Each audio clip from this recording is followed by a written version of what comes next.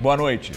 Boa noite. Na Operação Lava Jato, o Moro manda prender Guido Mantega, mas solta o ex-ministro ao saber que a mulher dele passava por cirurgia no Einstein. Mantega é acusado pelo empresário Eike Batista de pedir 5 milhões de reais para o PT, pagos de forma fraudulenta. O dinheiro teria sido depositado no exterior numa conta de João Santana, marqueteiro de campanhas de Lula e Dilma. Beneficiários do Bolsa Família já doaram quase 16 milhões de reais para candidatos nesta eleição. TSE suspeita de fraude. Temer assina medida provisória com mudanças no ensino médio. Aluno pode escolher metade das matérias que vai cursar. Nos Estados Unidos, Carolina do Norte decreta emergência depois da segunda noite de protestos contra a morte de negro por policiais brancos.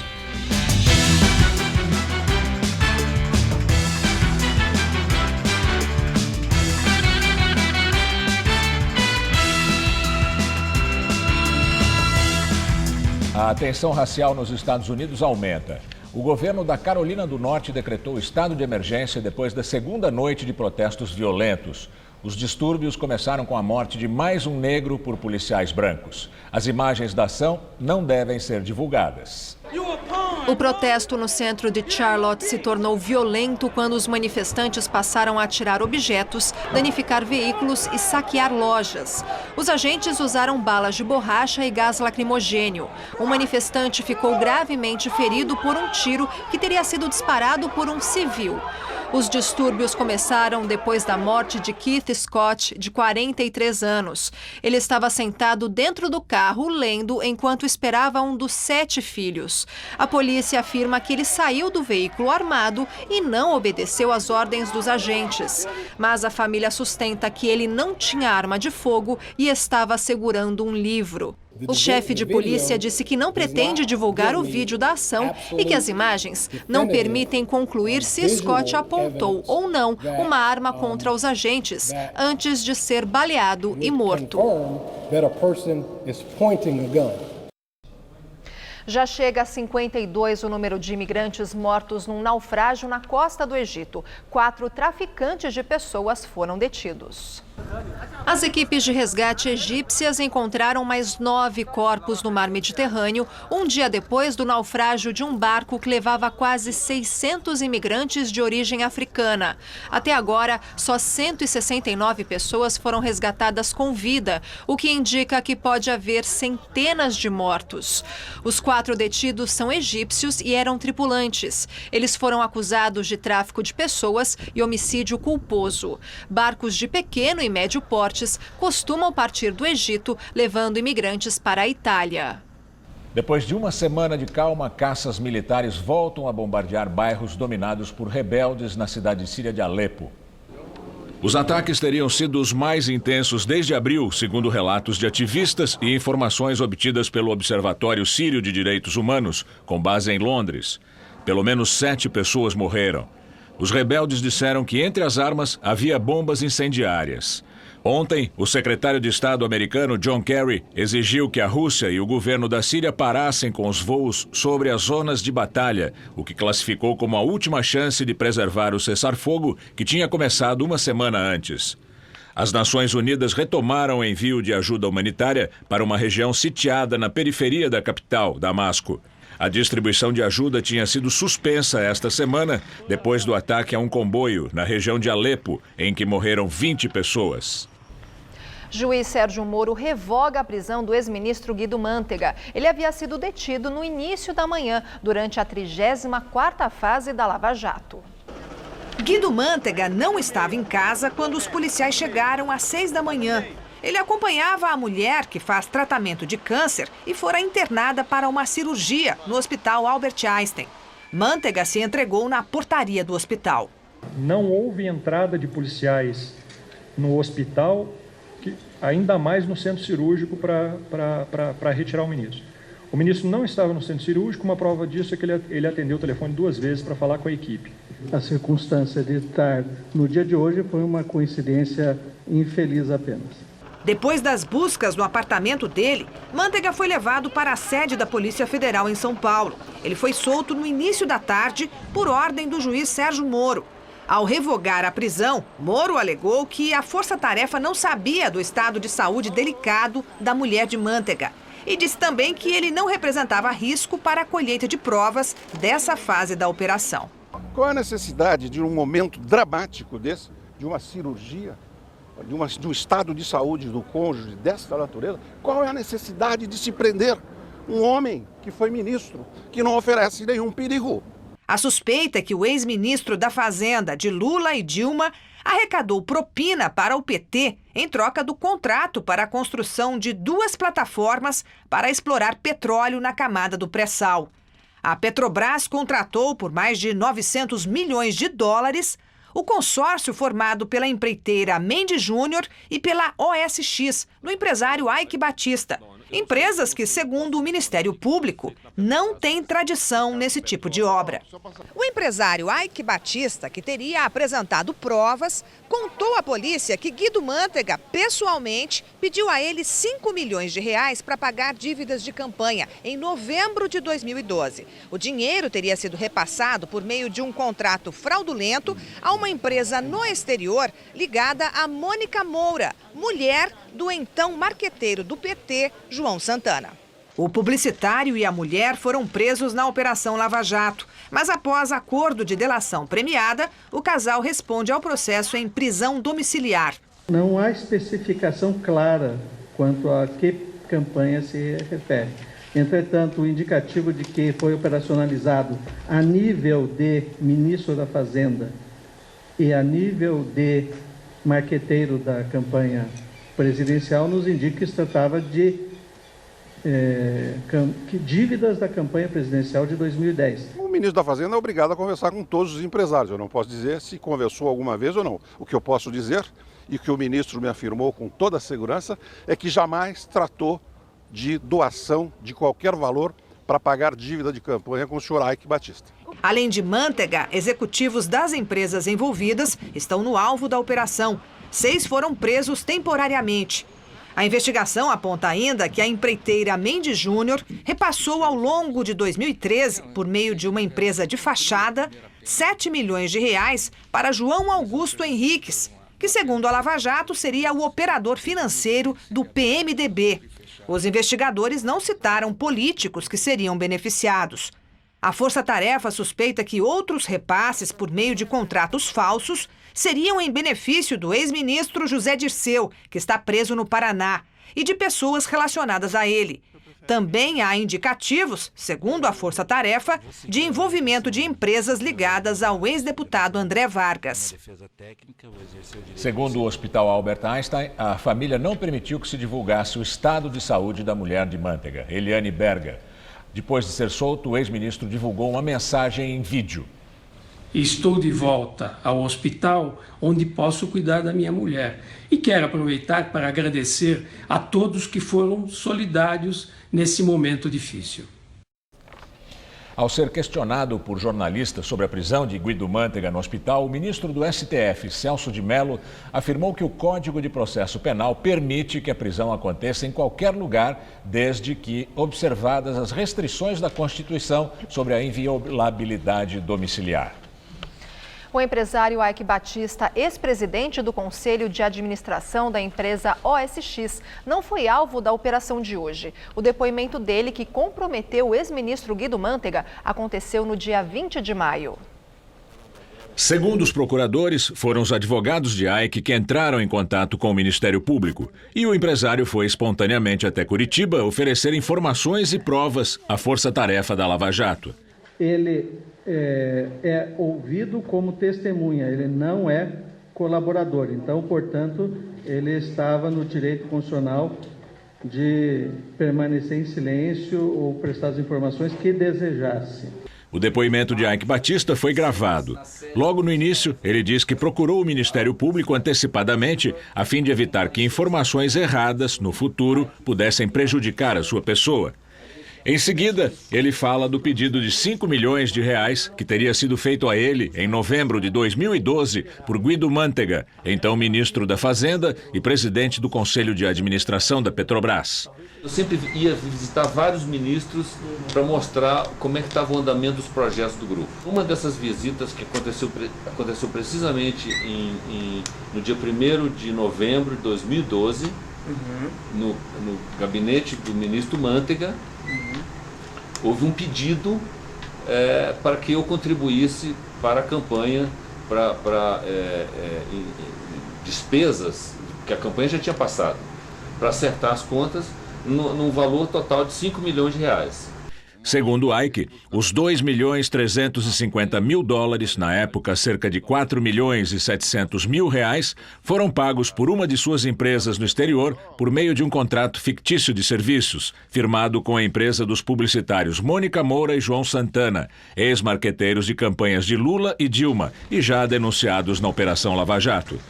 Ele diz que, quando atendeu ao pedido de Mantega, só sabia que o dinheiro era para campanhas do PT, mas não especificamente para qual delas. A gente se constrangido, você não quer pagar. Sabe, por que eu queria pagar isso? Você não quer pagar isso. Ele nega, vejam bem, é bom que se diga, que haja uma ligação desses fatos com qualquer pagamento de propina. Entretanto, as coincidências nos levam a crer e nos levam a um caminho investigativo no sentido de que realmente se tratava de propinas relativas às obras do consórcio interno.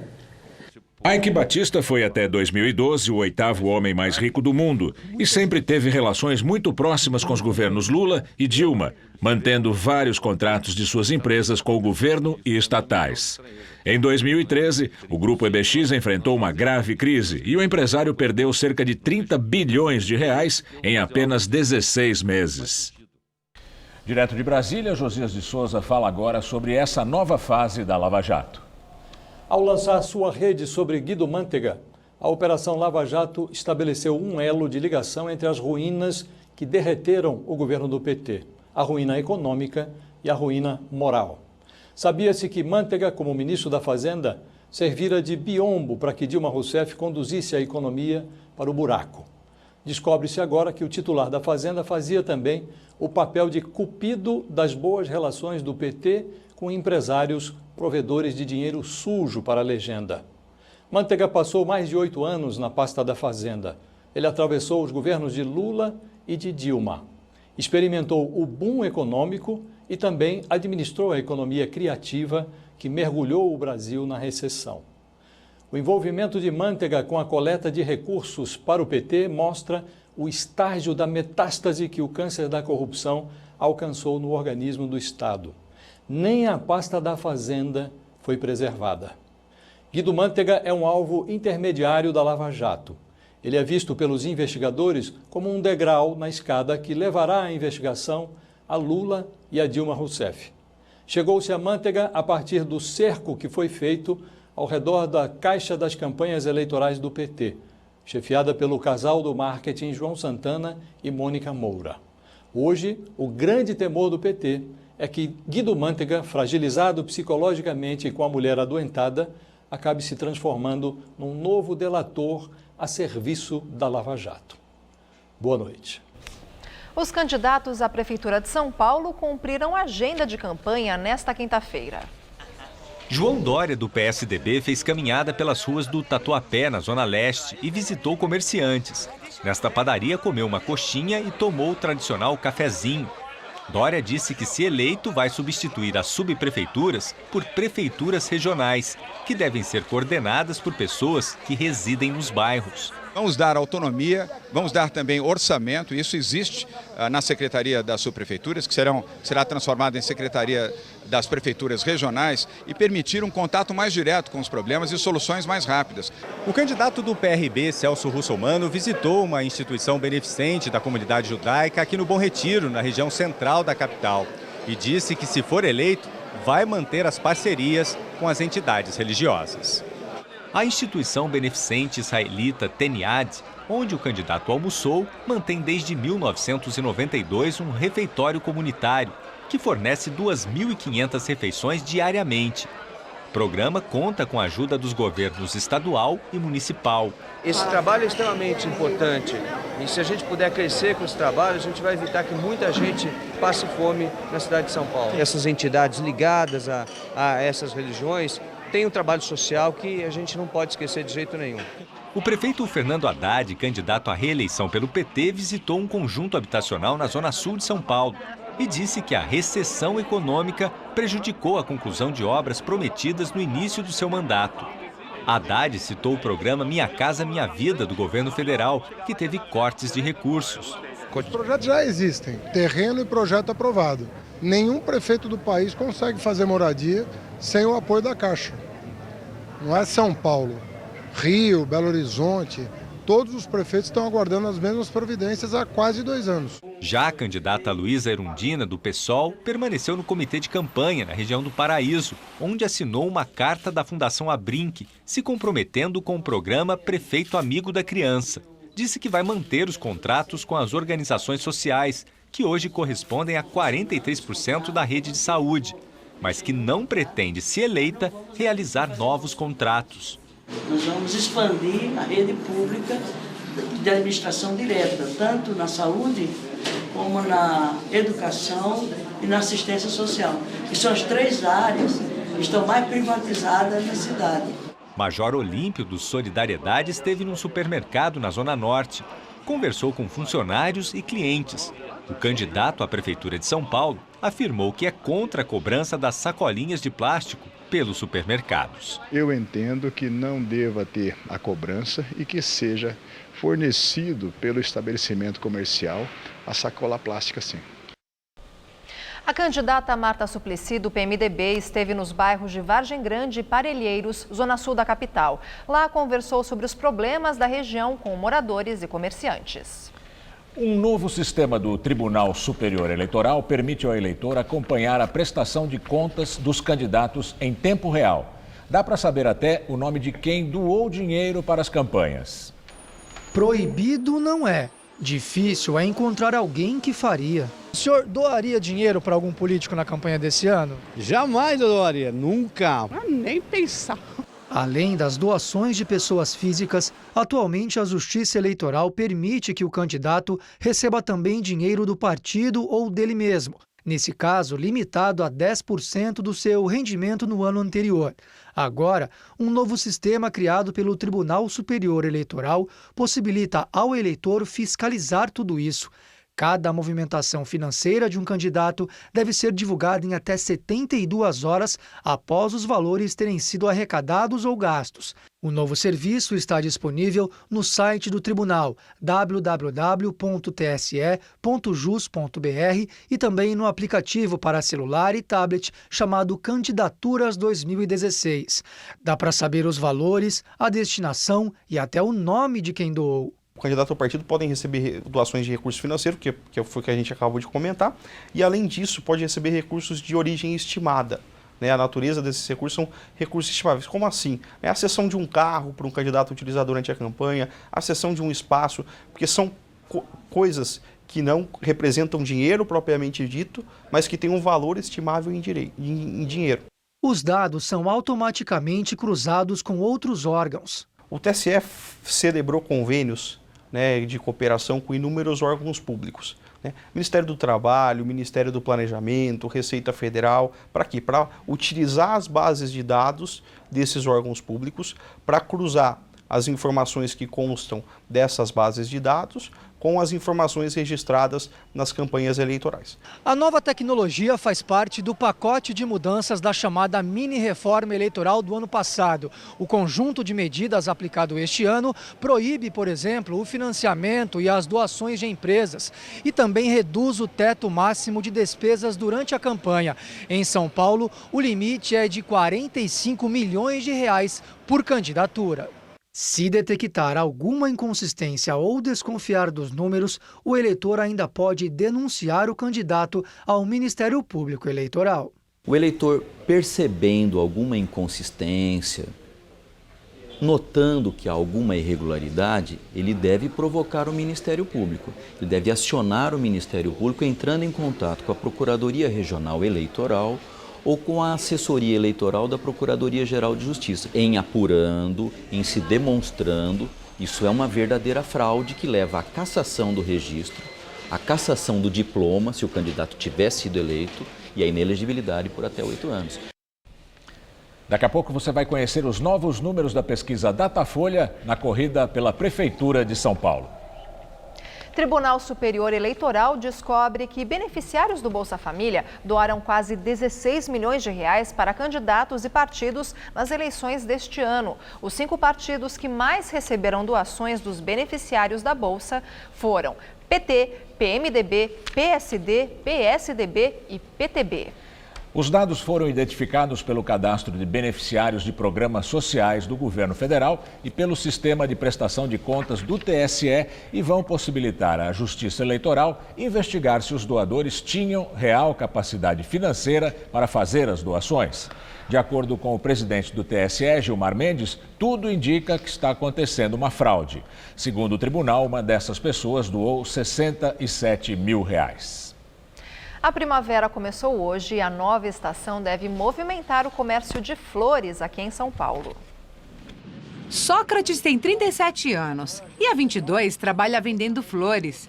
E o início da primavera chegou trazendo clientes para o comerciante. Eu não sabia que ela começava exatamente às 11 horas e 21 minutos. Aí teve um cliente que específico pediu para que seja entregue às 11 horas e 21 na mão da moça. Durante todo o ano é grande a procura por flores e plantas. Mas são os lírios, flores do campo e principalmente as rosas que os apaixonados mais procuram. É que esta época do ano inspira e respira romantismo. José Carlos, que está casado há 25 anos, também aproveitou a chegada da estação para surpreender a esposa. Nessa primavera a gente tem que presentear as pessoas amadas com flores. Com flores é muito bom, né? Eu creio que é uma data muito especial. Algumas flores só desabrocham na primavera, como o goivo. A bromélia, que é uma planta de terra, ganha ainda mais cor e é de encher os olhos. Para o florista Moisés, que há 24 anos prepara arranjos, trabalhar com flores é uma arte. É que nem se pintar um quadro, né? Você vai fazendo, quando vê, tá pronto. Aí fica boninha e todo mundo gosta. Isso. Até as temperaturas ficaram mais amenas e o sol promete ficar um pouco mais, o que agrada quem estava com saudade de dias mais quentes. Meu Deus, muito melhor esse calorzão gostoso.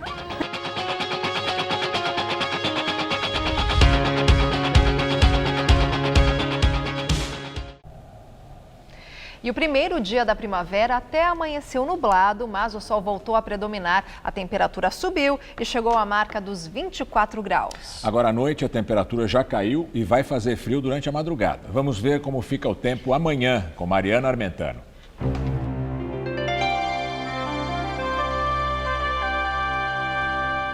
Esse início de primavera promete mais chuvas na metade norte do país. Isso por vários motivos: calor, umidade elevada e uma frente fria que agora está no oceano, ali na altura de Salvador. Essa frente consegue espalhar instabilidades do recôncavo ao sul da Bahia e também entre o oeste baiano e o sul do Pará. Já no outro extremo do país, um novo ciclone extratropical provoca ventania amanhã, principalmente na região sul, e um pouco de chuva mais ao leste da região. Vamos ver aqui a nossa tabela de temperaturas? Olha, em Florianópolis, a mínima nessa madrugada será de 15 graus e a máxima à tarde de 26. No Rio de Janeiro faz calor de até 32 graus amanhã. Em Salvador, a máxima fica em torno dos 26 graus por causa das chuvas. E em Teresina, os termômetros chegam a bater na casa dos 37 graus, bastante calor. Agora, no detalhe, o mapa aqui de São Paulo. O ar seco mantém o tempo firme em quase todas as áreas do estado, só no norte que há previsão de chuva entre a tarde e o início da noite por causa do ar abafado. A expectativa é de altas temperaturas ao longo da tarde, mesmo com as rajadas de vento que acontecem por aqui por causa do ciclone extratropical que está no sul do Brasil. Em todo o interior, os termômetros passam da marca dos 30 graus. Chega a fazer até 35 em Araçatuba, 36 em Votuporanga. Nas cidades do litoral, a máxima à tarde vai ficar em torno dos 27 graus. Para a capital, o dia ainda começa friozinho, com névoa, mas ela logo se dissipa e o sol brilha forte. As temperaturas sobem em relação a hoje e faz até calor. Nesta sexta-feira, teremos mínima de 14 e máxima de 28 graus aqui na Grande São Paulo. No final de semana, o tempo volta a mudar. No sábado, chove e a máxima fica em torno dos 25 graus. E no domingo, esfria, faz só 19 durante o dia. A prisão do ex-ministro da Fazenda, Guido Mantega, repercutiu imediatamente entre os parlamentares. Muitos deles não estão mais no Congresso porque já viajaram para seus estados. Então, postaram vídeos na internet. O senador Lindbergh Farias, do PT, chamou a prisão de pirotecnia para impactar as eleições. No momento que sua mulher fazia uma cirurgia, ele foi preso no centro cirúrgico. Ela enfrenta um câncer. E qual a pressa? Porque, na verdade, esse pedido tinha acontecido em junho, a decisão do juiz Sérgio Moro aconteceu em agosto. Eles esperaram até agora. Para que fazer agora? Só se explica pela eleição, né? A senadora Vanessa Graziotin, do PCdoB, também se mostrou indignada. Se o ex-ministro Guido Mantega tem que ser investigado, ele tem que dar depoimento ou até tem que ser detido, tudo bem que seja feito, mas dentro dos princípios não só da legalidade, mas também da humanidade, cujo todos nós estamos e devemos respeitar. Já o deputado federal Antônio Embaçaí, do PSDB, apoiou a prisão de Mantega. Trata-se da prisão do mais longevo ministro da Fazenda da história do país. Durante todo o período do Lula, do primeiro período da presidente afastada Dilma Rousseff, isso revela também a abrangência e a profundidade das práticas petistas em torno de um projeto de poder. O mesmo fez o senador Ronaldo Caiado, do DEM, em texto postado no seu site. Segundo ele, no cargo de ministro da Fazenda, Mantega sempre cumpriu ordens da presidente Dilma Rousseff. Ele sugeriu que a participação do ex-ministro no Petrolão não deve ter sido diferente. O ex-presidente Lula criticou a prisão de Guido Mantega e afirmou que a fase da Operação Lava Jato deflagrada hoje deveria ter sido batizada de boca de urna. Em entrevista à Rádio Povo do Ceará, Lula criticou a 34ª fase da Lava Jato, chamada de Arquivo X, por acontecer às vésperas das eleições. Na eleição de 2012, nós atravessamos a eleição com o julgamento daquilo que eles trataram de mensalão e ganhamos as eleições em muitas cidades. E agora, outra vez, parece até deveria se chamar Operação Boca de Urna, porque está chegando perto das eleições, outra vez ele vem para cima do PT. Lula também mostrou indignação com a prisão de Guido Mantega. O ex-ministro estava com a mulher no hospital Albert Einstein quando foi levado pela Polícia Federal. Se isso é verdade, ou seja, qualquer tese de humanitarismo, ou seja, foi jogada no lixo.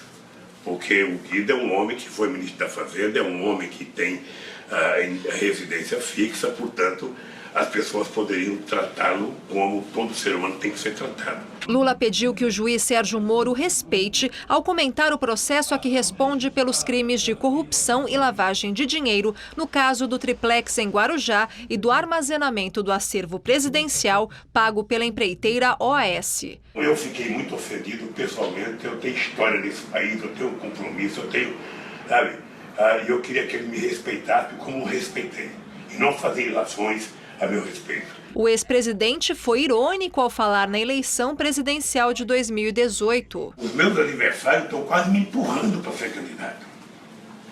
Eu acho que se terminar assim, eles vão terminar votando em mim. E agora vamos ao comentário de política com José Neumann e Pinto. A prisão de Guido Mantega se deve ao fato de que a Força Tarefa conseguiu juntar a propina a quem recebeu a propina. Por quê? O Eike Batista contou, e nós vimos aqui, que recebeu uma cobrança de uma propina de $2 milhões do Guido Mantega na sede do Ministério da Fazenda da República do Brasil. E o casal João Santana está fazendo uma delação premiada, é o receptador dessa propina, então foi feita essa ligação.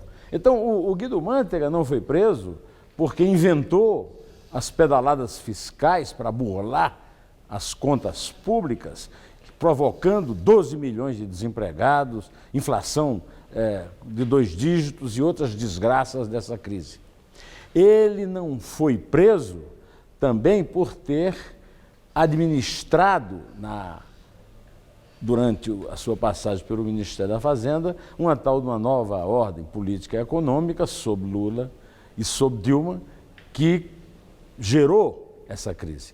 Ele também não foi preso pelo seu servilismo ao Lula e à Dilma.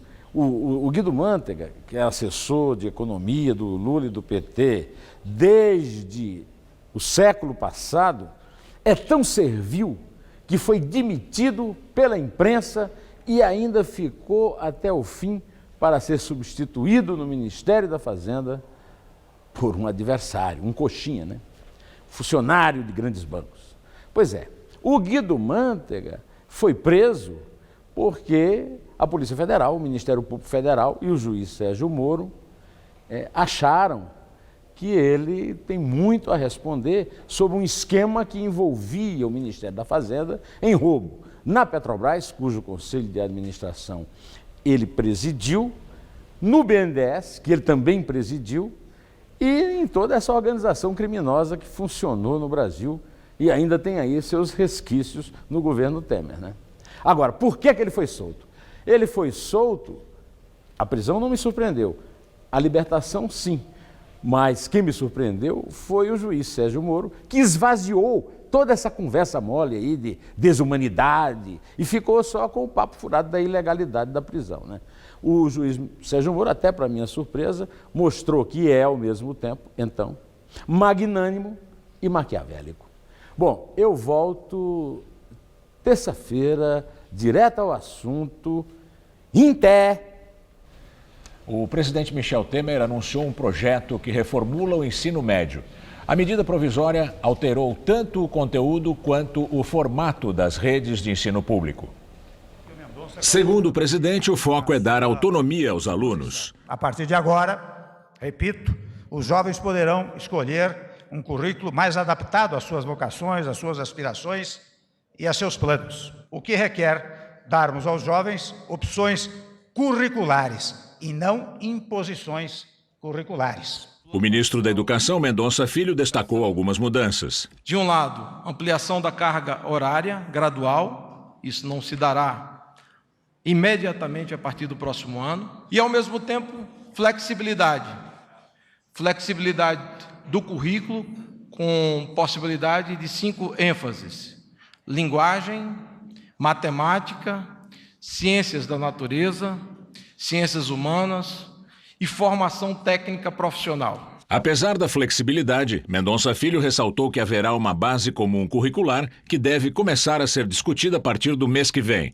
Segundo ele, a pretensão é colocar 500 mil jovens em escolas de período integral até 2018. O total de investimentos vai ser de R$1,5 bilhão de reais. O ministro defendeu a edição da medida provisória, que deve acelerar a tramitação do projeto no Congresso Nacional. A pressa de termos crianças e jovens relegados a uma educação pública de baixíssima qualidade, comprometendo o seu futuro e comprometendo as suas respectivas vidas. Temer voltou a afirmar que não vai fazer cortes de verbas na área. Eu quero dizer muito solenemente até que no nosso governo não haverá redução de verbas para a educação. Em momento algum nós faremos isso. A reforma também deve afetar os professores e vestibulares.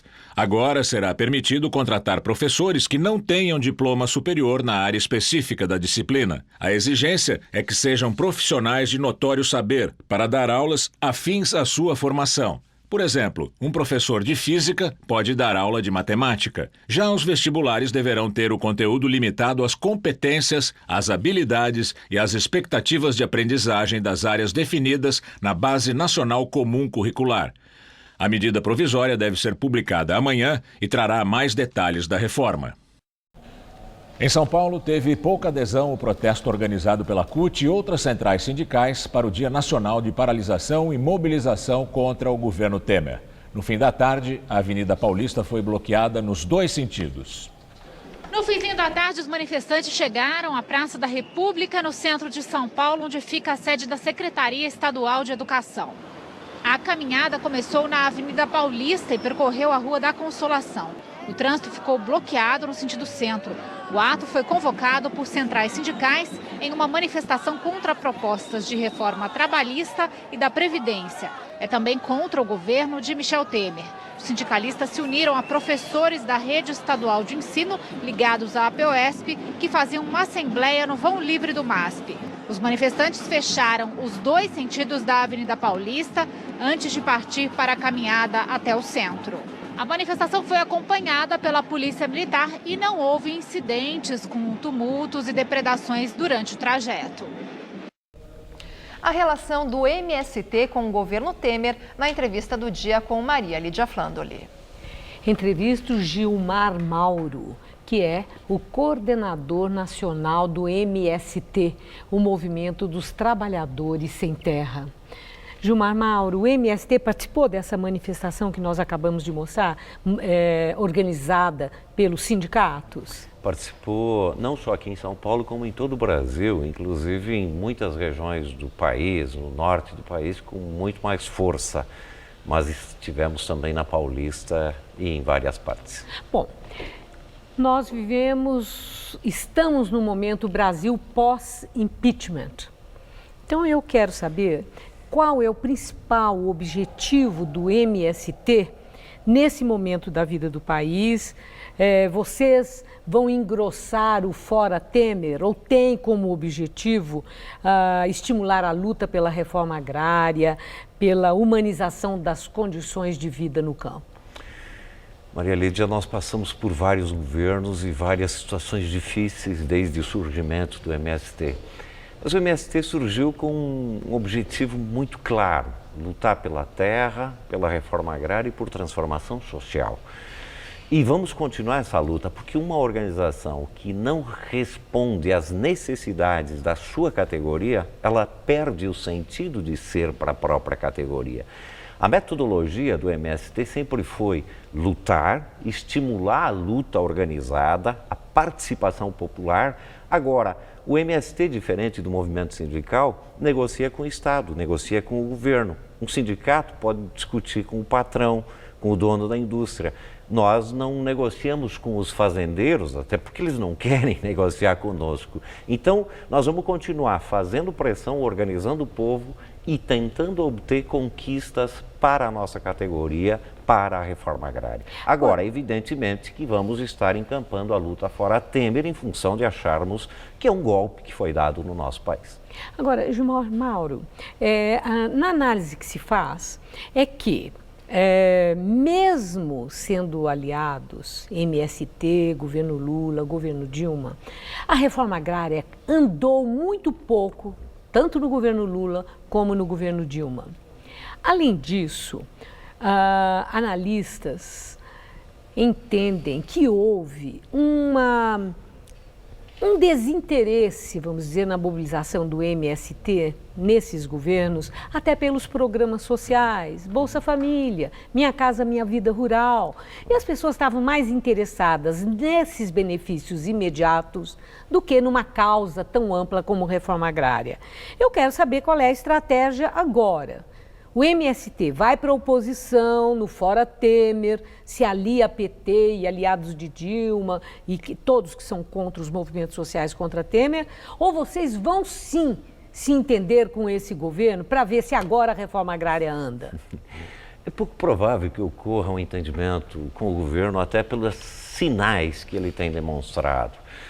Desde a abertura para a possibilidade de venda das terras ao capital estrangeiro, até cortes do próprio MDA, transformando o INCRA numa espécie de agência e não um instrumento e um instituto de fato de colonização e reforma agrária.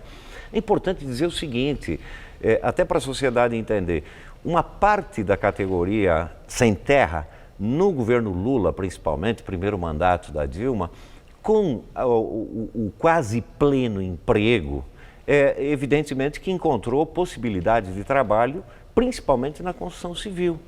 E hoje o processo de desemprego é extremamente grande e essa categoria está sendo desempregada e ela nunca deixou de querer lutar pela reforma agrária. Entretanto, tinha possibilidade concreta de emprego, de trabalho, de renda.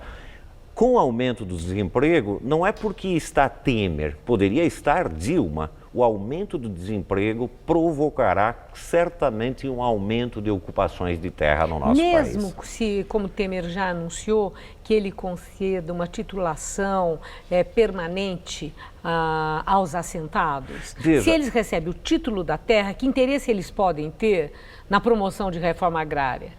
Nós, inclusive, defendemos e aprovamos aqui com o governo do Estado de São Paulo uma titulação que se chama concessão de uso, onde as pessoas obtêm o direito de produzir na terra, morar, passar de pai para filho, mas elas não podem vender a terra. E é isso que a gente defende em nível nacional. Para nós, a terra é um patrimônio da humanidade e não deveria ser mercadoria.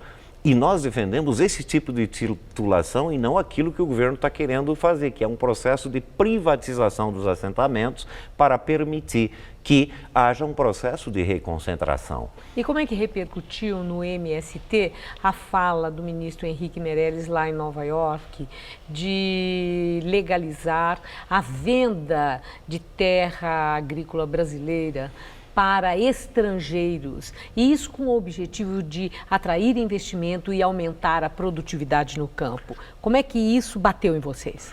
Olha, não só isso, toda a lógica do governo, isso é extremamente complicado porque estão querendo vender o patrimônio, as riquezas naturais brasileiras, com um discurso que tem a ver com ajuste fiscal, etc.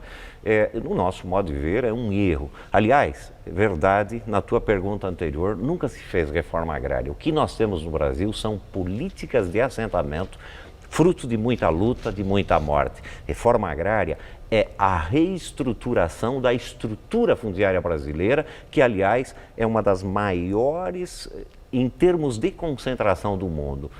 E por essa razão é que nós vamos combater esse tipo de política, os cortes para a reforma agrária, e vamos continuar lutando pela reforma agrária. Para nós, reforma agrária, Maria Lídia, e aos telespectadores, não é uma redistribuição pura e simplesmente da terra, é pensar um novo modelo agrícola que permita, evidentemente, que ter a terra, mas produzir de forma saudável, agroecológica, para o povo brasileiro. Rapidissimamente, vocês aceitam Paulinho da Força como o interlocutor, o mediador entre o movimento dos trabalhadores sem terra e o governo Temer?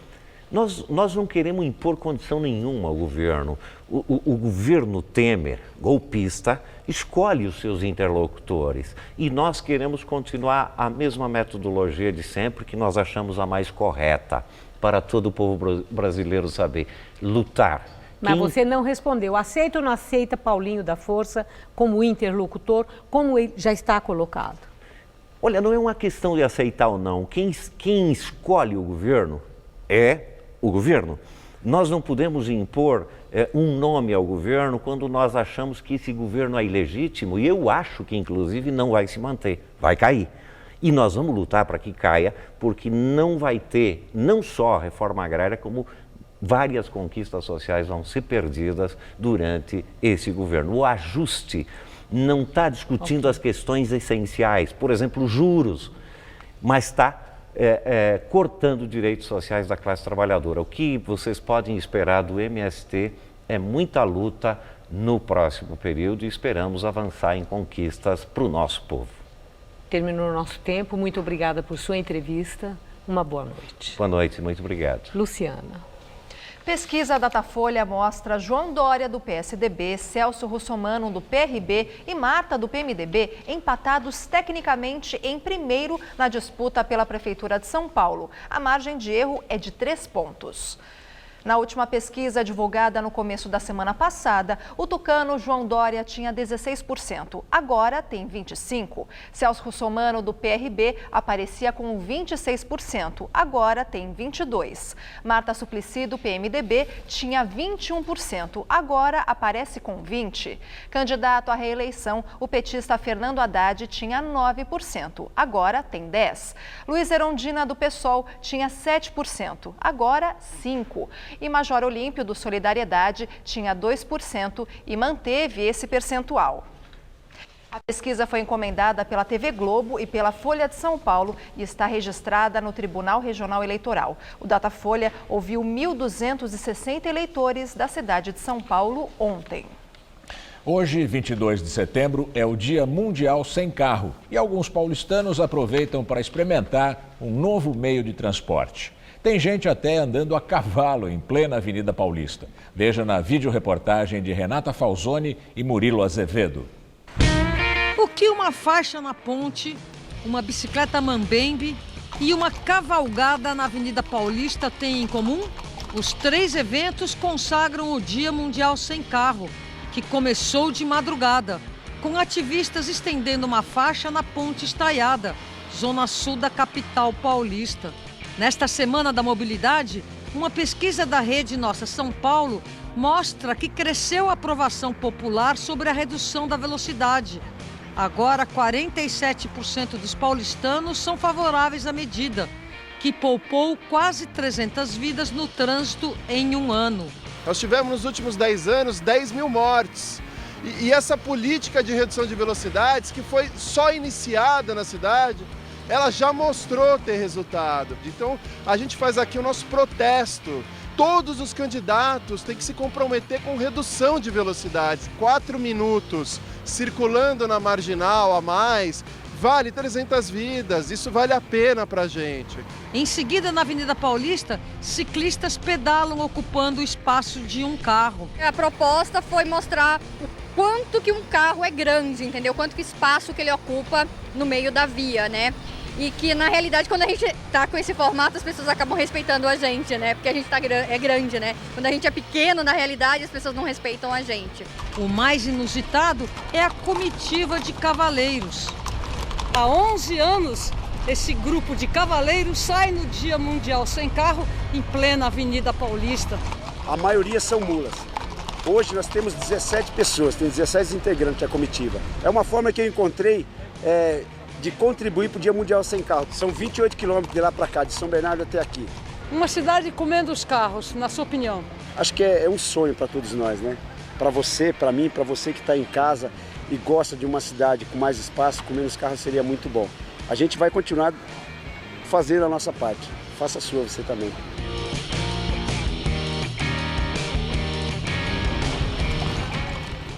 Você vai ver a seguir: Santos, Palmeiras e Corinthians se classificam para a próxima fase da Copa do Brasil. Corinthians vence o Fluminense em jogo polêmico em Itaquera. A TV Gazeta está por toda parte. Aqui em Curitiba eu assisto a TV Gazeta no meu celular. Em qualquer lugar do mundo, você pode acompanhar a nossa programação ao vivo. Aqui em Portugal, onde eu moro, eu assisto a TV Gazeta no meu tablet. Basta acessar pelo site ou no aplicativo, conectar e aproveitar. Oi, eu tô na Patagônia, Argentina e eu assisto a Gazeta daqui, ó, pelo celular. TV Gazeta, em qualquer lugar, um só canal. O prefeito deve sonhar grande, mas precisa ter o pé no chão. Por isso eu quero priorizar a conclusão das obras inacabadas, como hospitais, UPAs e UBSs. Vamos abastecer a rede com remédios e contratar mais 2.000 novos médicos, principalmente especialistas. Eles vão ajudar a reduzir a fila de exames e consultas. O orçamento para a saúde é de quase 8 bilhões. Dinheiro tem, é só investir no que é prioridade, com coragem para mudar.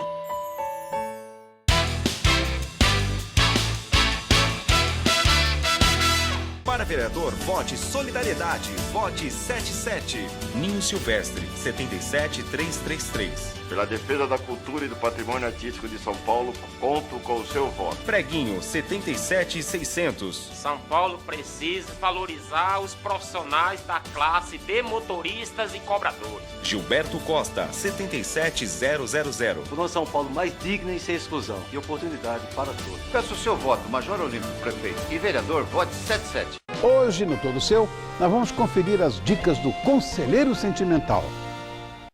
Eu estava saindo do Largo São Francisco depois da aula, um Vectra me atropelou em cima da faixa de pedestre. Eu tenho certeza que se a redução de velocidade já existisse nessa época, eu teria sequelas menos graves. Quando eu assumi a prefeitura, quase 100 pessoas se feriam e 4 morriam todo dia no trânsito de São Paulo. Eu não podia me omitir. e tomei a decisão que me cabia: reduzir a velocidade máxima das ruas e fiscalizar. Meus adversários são irresponsáveis quando tratam do assunto. Não existe indústria da multa. O que existe é a indústria da morte e da mutilação. Vamos ser sinceros? Será que as pessoas vão obedecer o limite de velocidade se não tiver fiscalização? É claro, você tem que ter humildade. Se a população pede mais sinalização ou placas maiores, a gente tem que ajustar. Mas eu não vou colocar a sua vida e da sua família em risco para ter mais voto na eleição. Descubra quais os seus direitos relacionados à saúde no Todo Seu de hoje. Eu não sou um político, sou um administrador. Administrador é aquele que cuida. Administrador público é aquele que cuida das pessoas. Muita gente que eu encontro nos diferentes bairros da cidade me pergunta: João, será que com o dinheiro que a prefeitura tem, não dá para cuidar melhor da saúde, da educação? Cuidar melhor de quem mais precisa? Como administrador, eu garanto, dá sim. Dá para mudar. Dá para mudar para melhor. No Todo Seu de hoje, vamos bater um papo com o especialista em hipnose, Pyong Lee. Vote nos candidatos que vão acelerar São Paulo. Eu sou o Claudinho, candidato a vereador. Defendo o voto distrital. Preciso do seu voto para continuar o meu trabalho. 45157. O homem que trabalha, o povo não esquece. Como vereador, eu fui autor do projeto de lei que cria o Estatuto da Família Paulistana. Em defesa da moral e dos valores familiares, vote Eduardo Tuma, 45555, com Dória prefeito. Vem aí o 13º Troféu Mesa Redonda. Troféu Mesa Redonda. Oferecimento Lux Color. Tudo que é muito bom é tão bom quanto pintar com Lux Color. Baltec, super manta líquida impermeabilizante. A outra, maravilha de cerveja.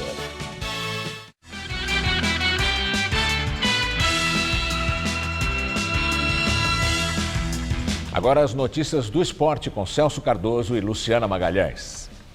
2 jogos definem hoje os últimos classificados para as quartas de final da Copa do Brasil. Celso Cardoso. Luciana, um deles, inclusive, acontece agora. O Internacional, que no Campeonato Brasileiro vai mal, na Copa do Brasil está bem.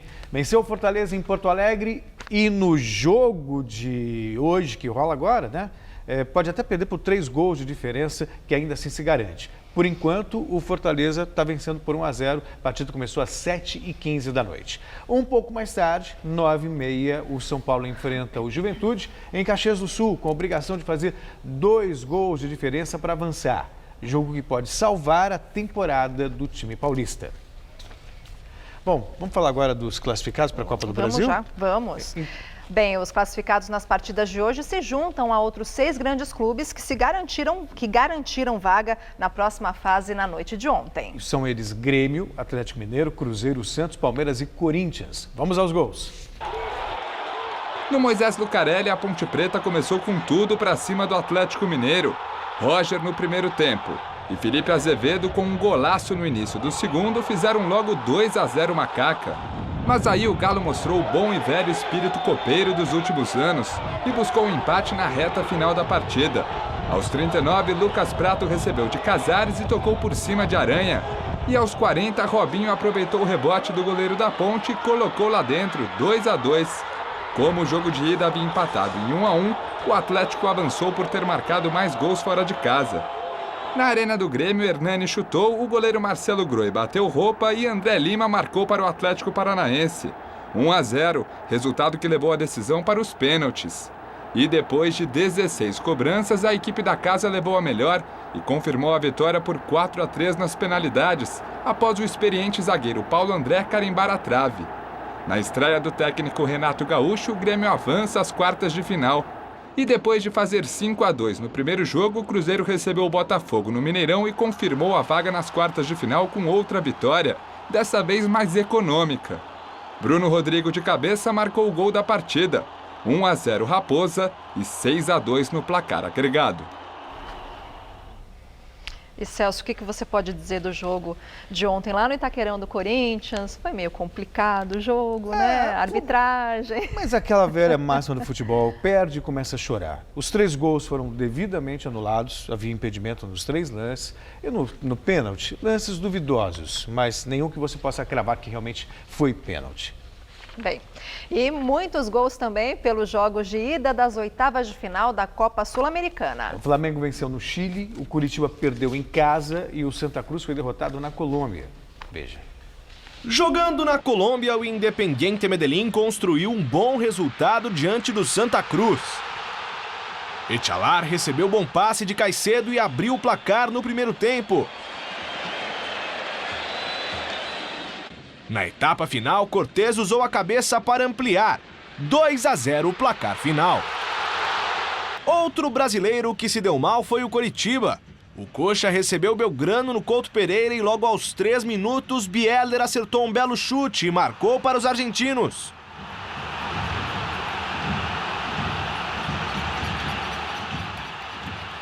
O segundo tempo começou como o primeiro, com gol dos visitantes. Dessa vez foi Lujan quem desviou de cabeça. O alviverde paranaense diminuiu depois que Casim sofreu pênalti e Leandro cobrou com tranquilidade. Final Coritiba 1, Belgrano 2. A noite de quarta não foi de todo ruim para os brasileiros na Sul-Americana por conta desse gol de Emerson Sheik, que sacramentou a vitória do Flamengo diante do Palestino no Estádio Monumental em Santiago, no Chile. Por hoje é só. Só isso. Muito obrigada, Celso. Até amanhã. Até amanhã. Bem, o Jornal da Gazeta termina aqui. A edição de hoje pode ser vista no site do Jornal da Gazeta. Outras notícias na nossa edição das 10. Boa noite. Nós voltaremos amanhã às 19 horas. Uma ótima noite para você e até lá.